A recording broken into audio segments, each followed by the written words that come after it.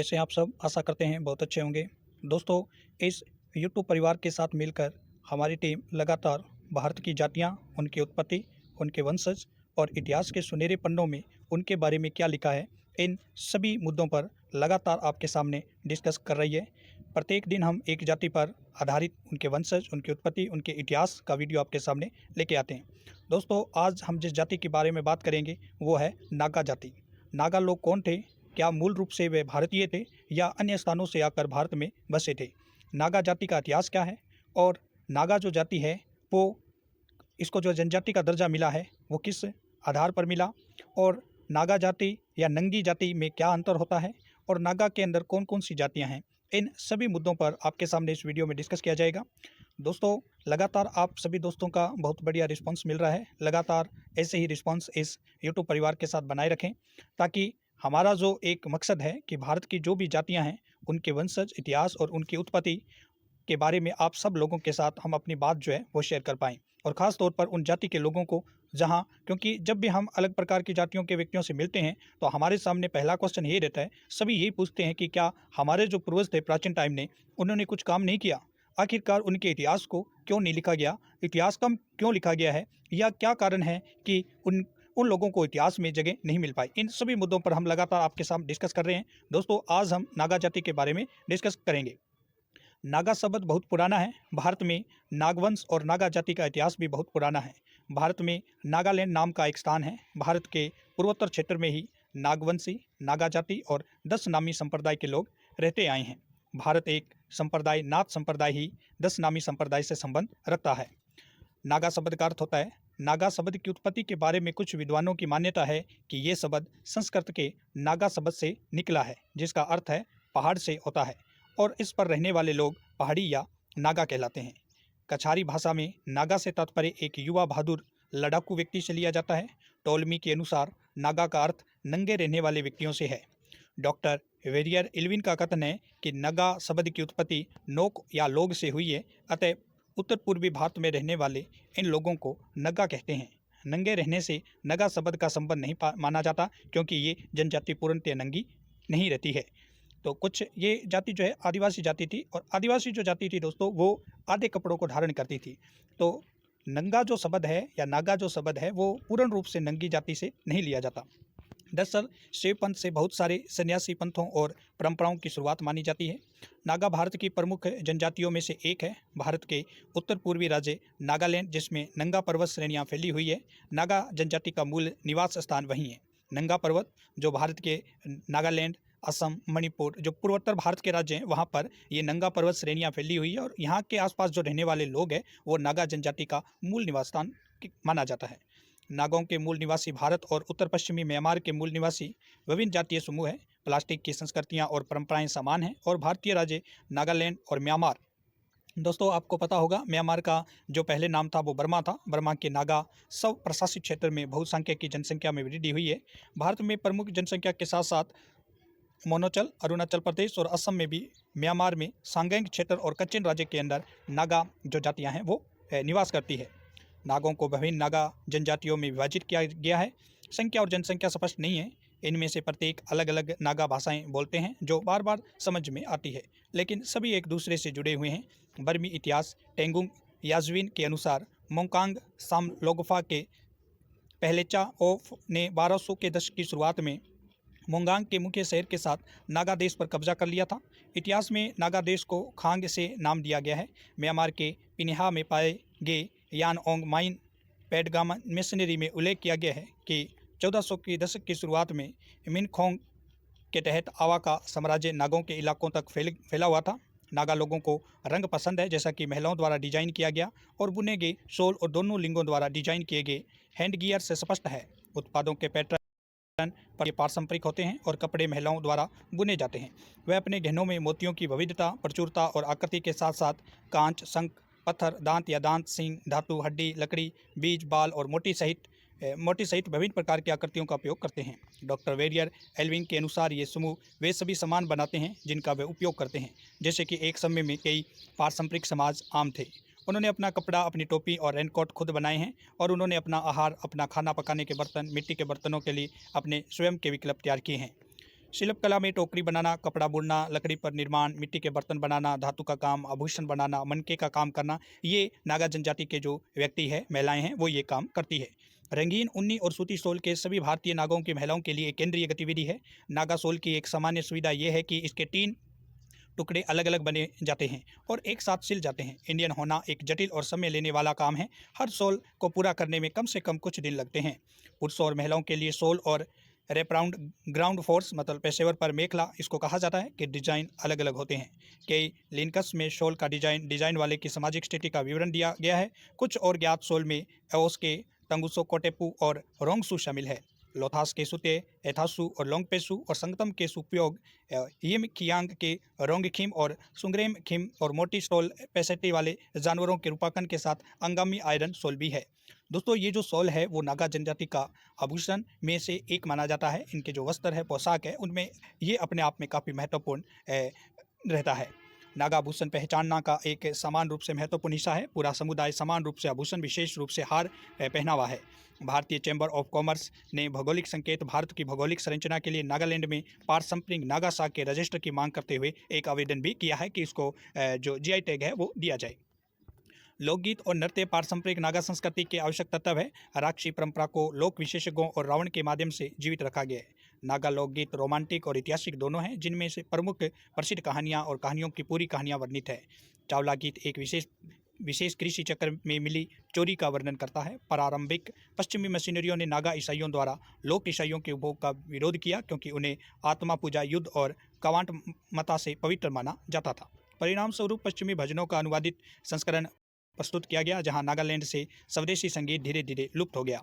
नागाओं के लोक नृत्य ज़्यादातर पुरुष और महिला दोनों द्वारा नृत्य के प्रकारों के आधार पर समकालीन रूप से व्यापार में शामिल किए जाते हैं। नृत्य आमतौर पर त्योहारों और धार्मिक अवसरों पर आते हैं। युद्ध नृत्य ज़्यादातर पुरुषों द्वारा किया जाता है और ये एथलेटिक्स और मार्शल शैली के होते हैं। सभी नृत्यों के साथ नर्तकों के गाने और युद्ध के नारे लगाए जाते हैं। लोगों द्वारा बनाए और उपयोग किए जाने वाले स्वदेशी संगीत, वाद्य यंत्र, हैतांती बांस के मुंह के अंग, बांस की बांसुरी, तुरहाई, नारियल के काले से बने ड्रम और लोक डॉक्टर है। विभिन्न नागालैंड के त्यौहार अपने अपने अलग अलग प्रकार के होते हैं। इंटर ग्रुप संपर्कों को बढ़ावा देने के लिए नागालैंड सरकार ने 2000 से वार्षिक हॉर्नबिल महोत्सव का आयोजन किया। एक अन्य अंतर पारंपरिक त्यौहार लुआई नगाई नीहे भी है, समूह विशिष्ट त्यौहारों में शामिल है। जो हॉर्नबिल महोत्सव है दोस्तों, वो नागालैंड में जो पारंपरिक उत्सव और जो त्यौहार है उसमें सबसे इम्पोर्टेंट, सबसे महत्वपूर्ण ये हॉर्नबिल उत्सव है। नागा शब्द की उत्पत्ति एक उपनाम के रूप में हुआ। आज इसमें कई जातियां समूह भी शामिल है। भारत के नागालैंड, डोमिक, असम और मद्रास प्रदेश और म्यांमार भी इसके अंदर भी नागा जो जनजाति के लोग हैं वो निवास करते हैं। नाइजीरिया के आगमन से पहले नागा शब्द का उपयोग असमिया कुछ अलायंस बनाने के लिए काम किया गया था। ब्रिटिशों ने आसपास के क्षेत्र में कई सांस्कृतिक समुदाय के आधार पर इस शब्द को जोड़ा। 20वीं सदी में नागा को नागा के रूप में पेश किया गया।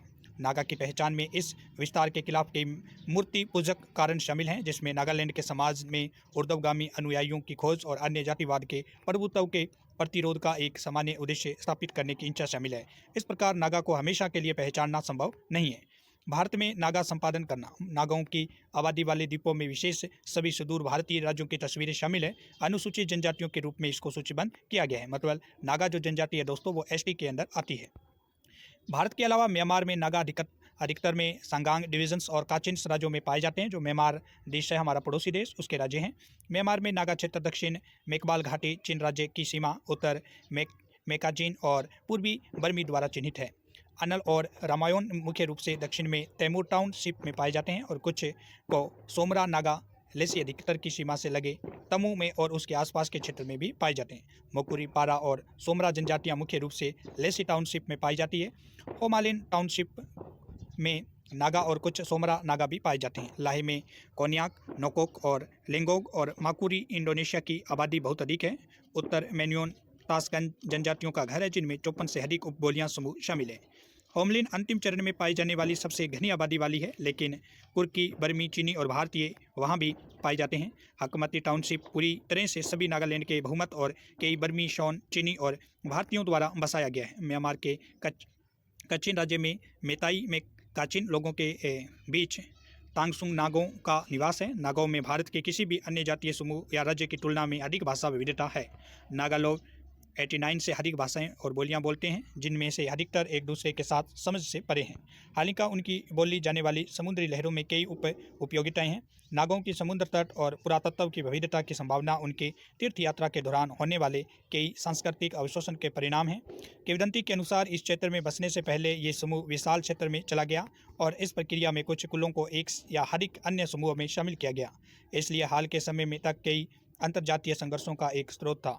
1967 में नागालैंड विधानसभा ने अंग्रेजी को नागालैंड की आधिकारिक भाषा घोषित कर दिया और नागालैंड में शिक्षा का माध्यम है। अंग्रेजी के अलावा नागामी और असमिया भाषाएं एक क्रियोल भाषा के रूप में व्यापक रूप से बोली जाने वाली भाषा है। प्रत्येक समुदाय की अपनी मातृभाषा होती है, लेकिन वह अन्य समुदाय के साथ नागोमी या होते हैं अंग्रेजी में संवाद करते हैं। हालांकि नागालैंड में अंग्रेजी प्रमुख बोली जाने वाली और लिखित भाषा है। अधिकांश आदिवासियों के साथ अंग्रेजी भी पढ़ाई जाती है और अधिकांश नागा राज्य के विदेशी प्रवासियों के साथ अंग्रेजी का उपयोग करना पसंद करते हैं, जो मुख्य रूप से बिहार, यूपी और मध्य प्रदेश से आते हैं। नागा जाति में विवाह की रीतियां भी बड़ी आकर्षक होती है। विवाह के लिए केवल उसी लड़के को लड़की के योग्य समझा जाता है जिसने कम से कम 2-4 आदमियों का खून कर रखा हो। हमारी तरह इन लोगों में माँ बाप को विवाह के लिए वर खोजने की चिंता नहीं करनी पड़ती।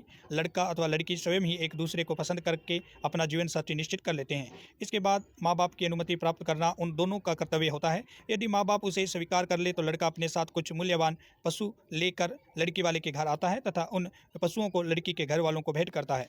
इस प्रकार परस्पर सगाई को हो जाती है और इसके पश्चात एक नियत समय तक अधिक से अधिक 1 वर्ष तक लड़के को लड़की के घर रहकर परिश्रम के काम करने पड़ते हैं। यदि इस अवधि में लड़की के घर वाले अथवा लड़की उस परिश्रम से जी चुराते हुए देखे तो विवाह संबंध तोड़ दिया जाता है, अन्यथा विवाह निश्चित हो जाता है। नागाओं में लड़की वाले को दहेज आदि नहीं देना पड़ता, अपितु स्वयं लड़का ही अपनी ओर से लड़की वालों को दहेज देता है, पर इसकी कोई सीमा नियंत्रण नहीं है। ये तो अपने सामर्थ्य की बात है, आर्थिक शक्ति के आधार पर ही दहेज दिया जाता है। पर ये सब करने के साथ ही लड़के को लड़की के घर वालों के लिए लड़की पालने तथा उसे दूध पिलाकर विवाह योग्य बनाने का मूल्य चुकाना होता है। अलग अलग नागा कुलों में ये कीमत भिन्न भिन्न प्रकार की होती है, जो कि अधिक नकदी के रूप में न होकर वस्तुओं के रूप में होती है। नागा समुदाय में सगे भाई बहनों में भी विवाह हो जाता है। इस प्रकार का कोई सामाजिक प्रतिबंध इन लोगों में नहीं होता। प्रत्येक आदमी अपने वंश की प्रत्येक स्त्री से विवाह कर सकता है।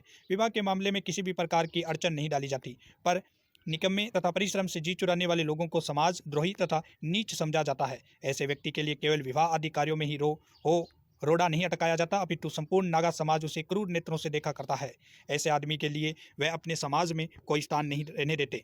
परिश्रम करने या अपना एक आदर्श समझते हैं। शायद जितने परिश्रम की रोटी नागा लोग खाते हैं, अन्य प्रदेशों में इसकी मिसाल नहीं मिलती। चरित्र की दृष्टि से नागा लोगों का सतर बहुत उच्च कोटि का है। ईमानदारी तथा सच्चाई इन लोगों का प्राकृतिक स्वभाव है। ये लोग कभी भी अपने गांव की सीमा से बाहर शिकार नहीं खेलते, और यदि खेलते समय किसी अन्य गांव की सीमा में कोई शिकार हो जाए तो उसका आधा भाग उस गांव के लोगों को देते हैं। अधिकतर नागों का व्यवसाय कृषि है। ये लोग आलू, कपास तथा चावल आदि की ही अधिक उपज करते हैं। लगभग सभी नागों का व्यवसाय खेती ही अपने निर्वाह के हेतु सभी के आसपास पर्याप्त खेत होते हैं। जनसंख्या बढ़ने से जब खेती योग्य धरती की कमी हो जाती है तो ये लोग किसी के भरोसे नहीं रहते, अपितु वनों को काट कर अपने लिए अधिक खेत बना लेते हैं। खेत के बीच में एक वृक्ष खड़ा रहने दिया जाता है और ऐसी यहाँ की रीति रिवाज है। दोस्तों, ये था जो भारत की एक जाति है जो भारत में जनजाति का दर्जा जिसको प्राप्त है, नागा। नागा में दोस्तों बहुत सारी जातियां हैं। आज हमने नागा जो जनजाति है इसकी जो बेसिक जानकारी है वो इस वीडियो में प्राप्त की है कि नागा जनजाति जो थी प्राचीन टाइम से ही, जब भारत के अंदर ब्रिटिश काल था, ब्रिटिश काल से पहले ही नागा जो थे वो सेना के अंदर शामिल थे। इनकी दोस्तों अपनी एक अलग सेना हुआ करती थी और धीरे धीरे ब्रिटिश काल के अंदर इन नागा सेनाओं को दबाया गया। लेकिन इनमें भी बहुत से व्यक्ति ऐसे थे जो भारत के लिए बहुत अच्छा काम किया इन्होंने ब्रिटिशों को दबाने का। लेकिन ये तो इतिहास की एक परंपरा है दोस्तों कि इतिहास में जिस जाति के इतिहासकार हैं उन्होंने अपनी जाति के बारे में लिखने की कोशिश की है। नागों का कोई भी इतिहासकार नहीं रहा है, जिसके कारण इनका जो इतिहास है वो इतिहास के पन्ने जो हैं, इतिहास में इनका बहुत ही कम नाम मात्र का जिक्र आता है।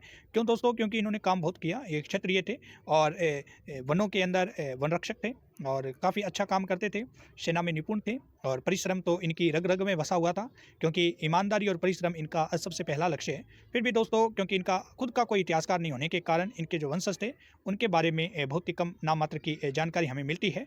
दोस्तों, हमारी जो टीम है वो लगातार आपके साथ, आपके सहयोग से भारत की जो जातियां हैं, उनकी उत्पत्ति है, उनके वंशज है, उनकी रीति रिवाज है, उनकी संस्कृति है, उस पर बारी बारी आपके सामने प्रत्येक जाति का वीडियो अपलोड कर रही है।